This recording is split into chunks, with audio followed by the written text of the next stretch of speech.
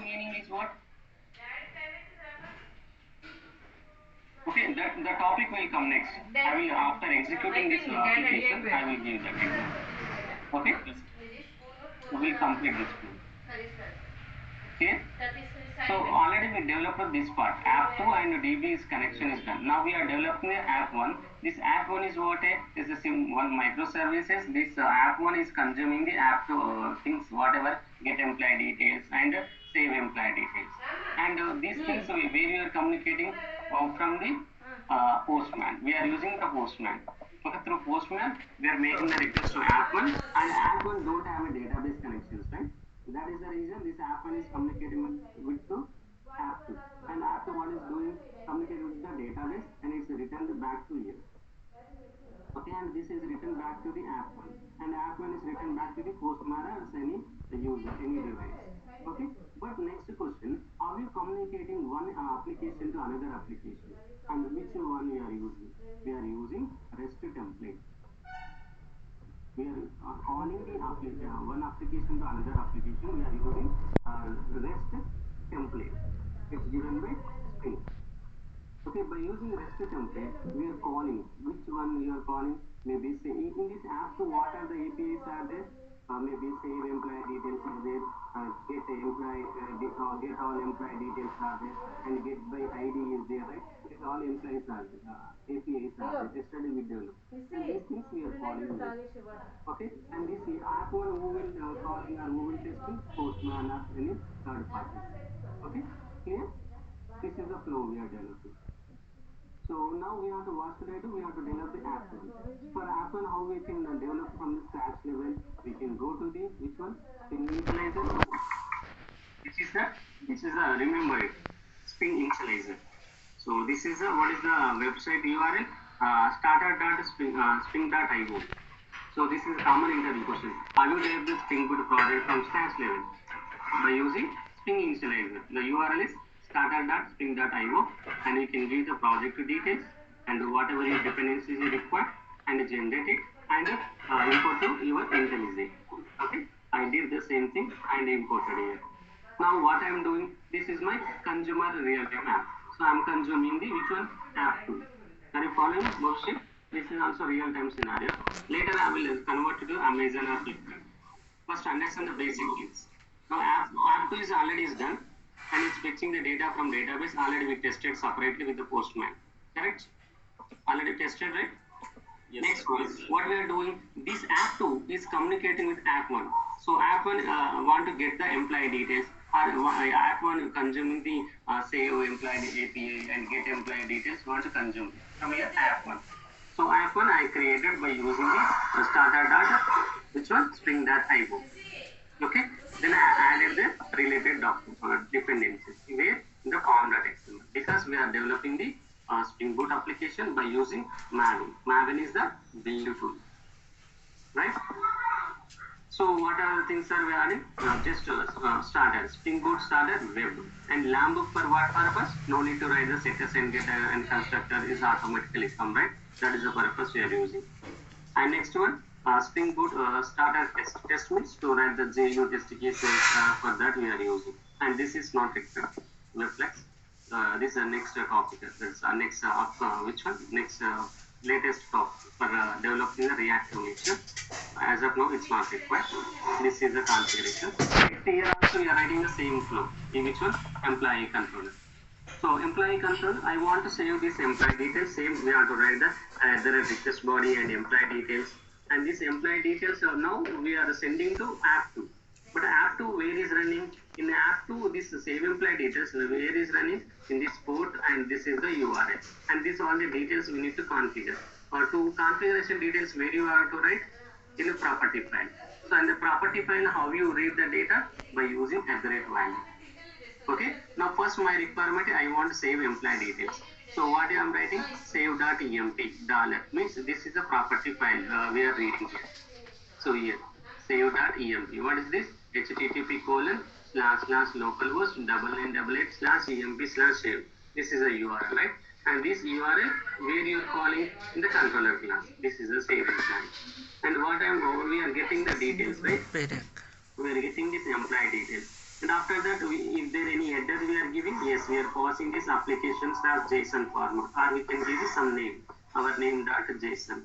Okay, and then we are building this header. Header information means in this header what you are passing. Okay, this is a header part. In header part what you are passing, that we can build. If it's required, you can build. If it's not required, no need to build. And next one, which is required, our request object is required, right? So that we have to use which one? HTTP entity. HTTP entity is given by Spring Framework. It's coming to the HTTP package. Okay, so HTTP entity is required which one? What you are passing our required object, request object, and header information. This is where we have to build the request object. After that, and we are writing the which one? Log messages, right? Log is started and same the URL, which URL invoking, then we are printing. After that, we are using the which one? REST template. REST template, no need to develop. It's already given by Spring Framework. Just we have to create a object. How we can create by using annotation? We have to just use @auto-add annotation. Right? We are using @auto-add annotation. Now this REST template object is created, and in this one, what methods are there? You are using the which one? Save API. So from the app2, from app2 we are calling the which one? Save API. Save API is which API here? Post API. Correct? So post API which is required? Request body is required. So here calling which method? REST template dot exchange. In exchange, what is the URL? What is the inputs are required here? That what URL accessing that URL, and that URL contains which method? See here, this URL here Postman you are accessing, but I want access in programmatically. This is a very important interview question in project development. So Postman we can give the all the details we can prepare, but the same thing I want to do in the programmatically. The same thing, right? The same thing I'm doing the programmatically. So using REST template. In REST template, which method is the exchange method? In this exchange method, we have to pass the first parameter is the URL. What URL accessing the API URL. Then that URL is which type? Is a get API or post API? Post API. This is given. And next we have request body. For this post API, we need to give the request body. Right? This is the request body. And what is written in this API? Finally is written in the string type or is given in the server type. Right? So success message we require a string type. We have to give the string dot class. Here this inputs, what inputs we are passing to REST template? For any doubt, tell me.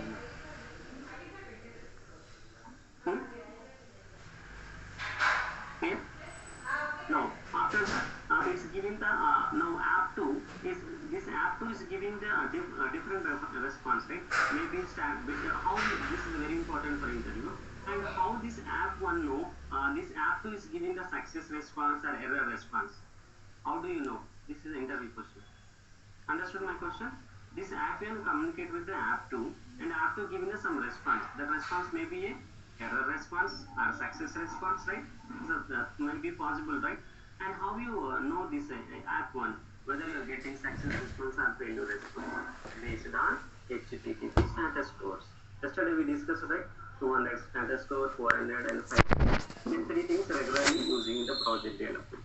We are checking. So once you have done this one, it's written the response entity object. Which one? REST template dot exchange method. In this response entity, we are calling the get status code. Get status code is 200. Okay. Okay means 200. Means we got the success response from app2 and we are returning the same response. If it's not 200, then it's come back to the any error, which was catch block. And in this catch block, how we are handling that response object, exception response object, by handling HTTP client error exception. Okay, this is also predefined one. It's given by which one? Spring Framework Web Client dot this one.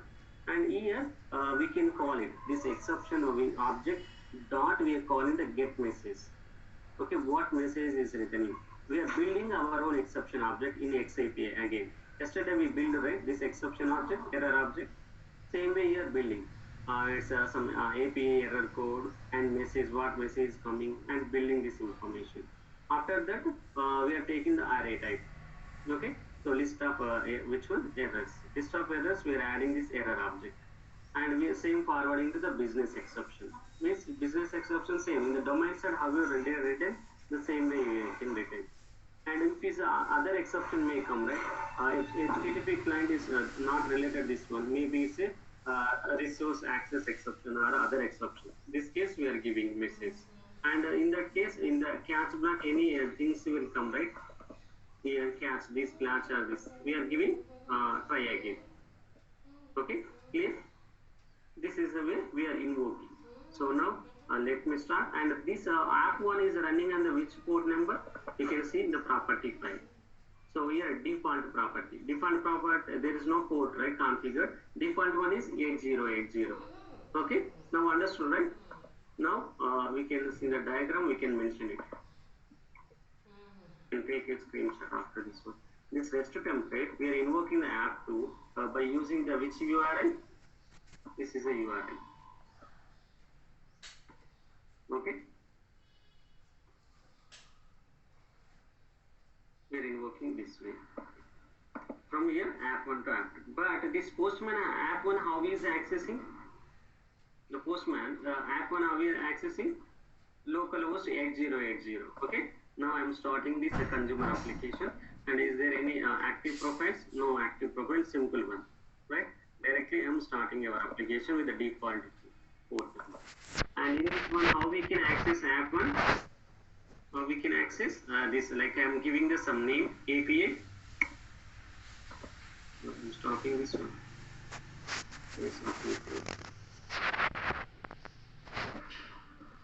Maybe it's not a so now I'm restarting the once again. Now this how we can access in the postman. We can write here new things is the post API. Okay, what is that here? HTTP //8080/ and class level annotation. What is the class level annotation? API. Okay, class API / and method level. Method level is what is that? Save. This is right. Save. And we can pass here save / save. Save. Now this method will execute, and it's a post method. We are passing the body, same body, right? In the app to what you are giving, the same body we can give. Raw type text, not a text. It's a JSON data we are passing, right? And this is a way to our postman or any third-party application is communicating from here. Okay, understood? Yes, sir. This is now postman is calling this API and coming to this request is coming to app1. This app1 is communicating with the app2 with the help of this REST template and passing this URL. And these details will save the database and return back same. How is return back? Based on the HTTP status code we are confirming. Okay, HTTP status code. HTTP status code, what is it, 200 or 400 or 500. Based on that, it's confirming and return the back response. Clear? And check it out. This consumer application is started or any error. We got some error. Application failed to start. Configuration property domain API is not valid. And we can check what exception. Control F exception. What is the exception? Initialization is error. Error creating the bean name with the domain config properties could not be